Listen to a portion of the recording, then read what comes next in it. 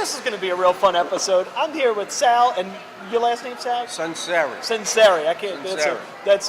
So you're an Italian from the French Quarter, essentially. Oh yeah. Sicilian. Sicilian, yeah. You know, at one point, we had 80% of the French Quarter was Sicilian. Way back when. Yeah, on that.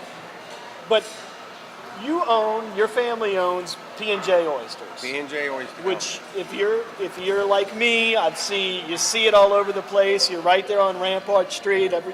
Growing up, I would see the trucks and all the oysters on a hand truck outside. But not everyone knows that, and we've been there since 1921. Okay, so you've been there since 1921, but you've been in business, so you brought 1876. I got this you brought me a T-shirt. It's kind of cool. So you got, I guess Budweiser was a sponsor of this event. You know it. This was a shucking event. That's what we created this shirt for. Oh, okay. So it was a preliminary shucking event, P&J Oyster shucking event this past year. So I was at the shop at P&J. Oh, is that your place? You like that? Yeah, I like that. Cool. Yeah. Budweiser and P&J Oysters. 1876. Both yes, of you. Indeed. So you've been in. So what? And we were in the French Quarter, but on Royal Street. Okay. We had a little Oyster Saloon. Uh-huh.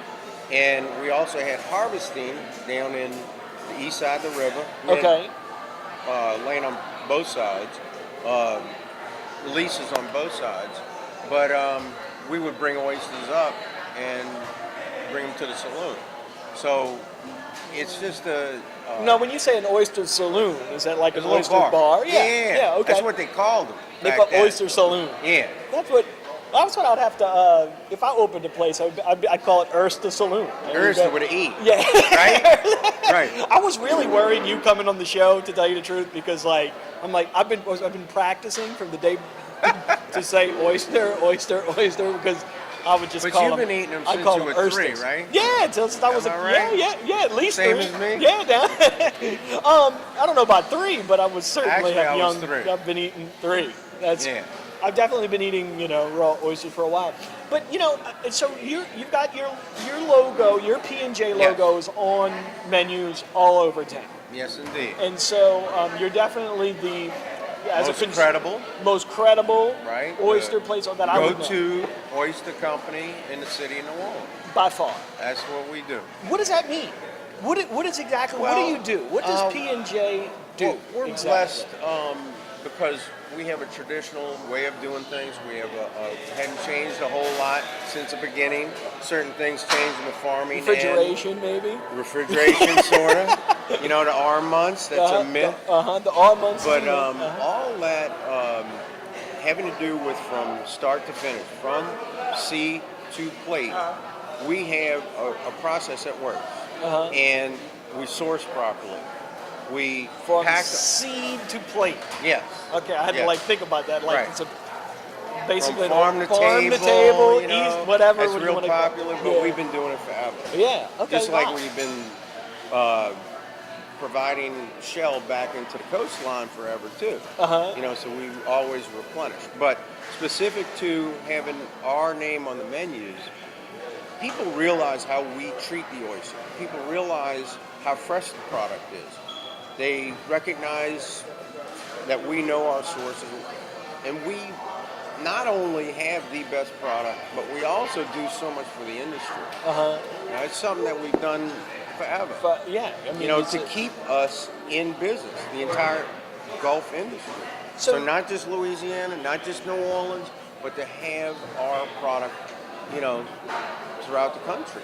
And so we've been doing it. When we were yapping just a minute ago, you were talking about and this is since the BP spill or whatever, but I guess the world, in my brain, I've moved on from the BP spill, but that still affects you every day. Huh? Well, since that Hurricane Katrina didn't affect us as bad as this did, there's a combination of reasons, but the public reefs do not produce. They do not produce. We used to have about 40 to 50% of all of our production from the public reefs, which is state-owned reefs. And it would start in September, October, and go all the way through April. Well, guess what? This year, if we get 5% tops from the public reefs, we'd be doing great. Wow. So farmers are doing everything. Farmers are handling all the production of Louisiana oysters. from seed to they have leases on. Yes, they manage space. their own leases. It's state owned. But these farmers, some that have been doing it all their lives, very traditional families that have done this forever, and it's. And then let's talk about so your place in the quarter, because growing up, we travel down Rampart all the time. I've seen your place there, and I think it's so funny because y'all shuck and produce everything. Like the French Quarter is such a tourist mall essentially. But y'all still are a manufacturing place in the French Quarter, which is cool. There's 3 different properties in the French Quarter that are considered 3. Okay. And it's considered light industrial zoning. Well, we're 2 of the 3. I got 2 properties. You got 2 properties. Yeah. Okay. And the other one is Beverlo. Oh, Beverlo, yeah. So he's doing some gas lamps, and we're doing some oysters. That's what we do. And I think that's pretty. I think that's fun. So when you deliver oysters from your place to restaurants, do you just take a hand truck down the street, or do you take up a loading zone? We take a refrigerated truck, or if it's just gallons, you can put them in boxes of ice. That's what we do.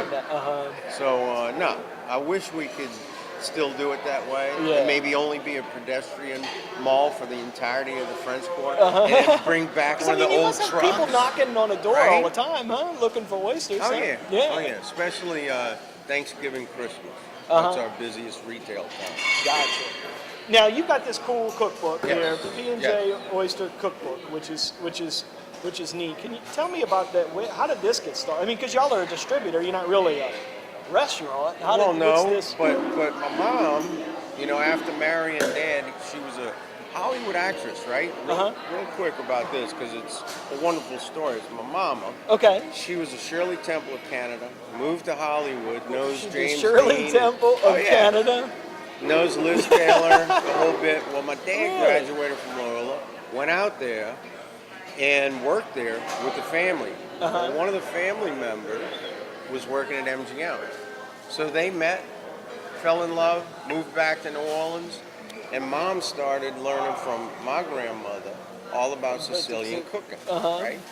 So she was a chef, See, my wife likes to say she's Italian, but she doesn't know how to do anything with the guguzza, so I don't. She's such a small part.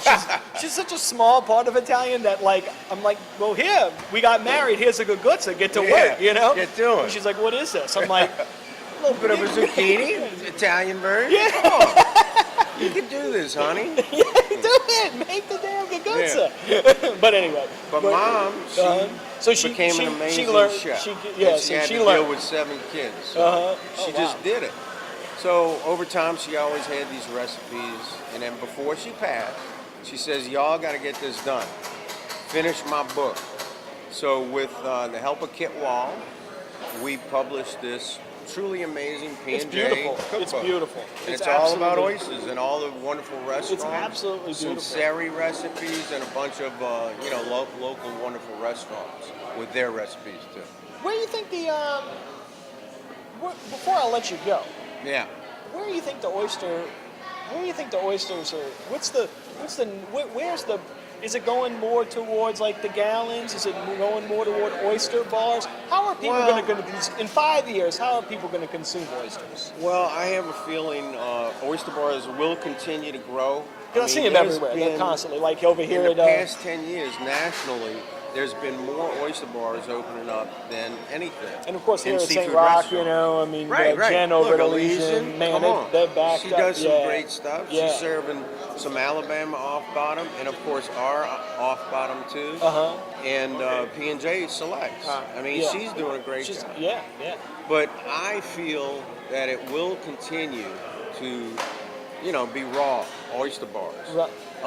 But you're going to have a combination all the time. We're going to cook. Chefs here in the city of New Orleans, oyster soup. We know how to create different varieties of dishes, so it's going to stay. It's going to be great. It'll be great. We're going to keep it going for the next 142 years. And y'all aren't moving out the quarter, huh? You're going to stay there. Well, we're going to see. They're turning into condos. I was wondering, everybody's turning everything into condos. I got to start making some money. Prices are too freaking high, man, on oysters.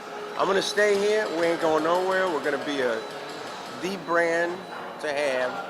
And we're going to continue Oysters forever. That's awesome. But you never know. Something might happen on the corner of Toulouse and Rampart. Yeah, I'd Oyster imagine. Museum, something. Oh, there you go. And then That'd be still kinda serve cool. P&J, cook Oh, stuff. do an oyster bar. We'll see. Have a Oyster little coffee Saloon. over Do there. an Erster Saloon. Yeah, a little coffee there. Get a little too. coffee. Yeah, there you go. Let me know. Thank you, man. Thanks for coming by. Indeed. Appreciate Loved it. it. Take care. All right.